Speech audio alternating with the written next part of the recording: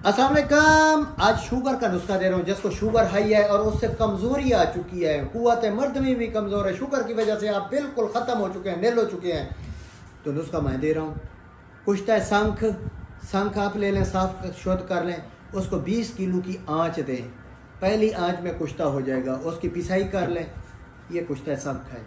उसके बाद कुश्ता हीरा मैं यूट्यूब में दे चुका हूँ, जिस तरह मारते हैं। अगर वो आपको कुश्ता हीरा मिल जाए तो ठीक, वरना कुश्ता तांबा जो पहली वीडियो में मैं बता चुका हूँ, इसी तरीके से करके कुश्ता शंख 1 तोला, कुश्ता तांबा 1 ग्राम मिक्स करके गंदम दाने बराबर माजून ख़ास या माजून कस्तूरी में रख के खाएँ।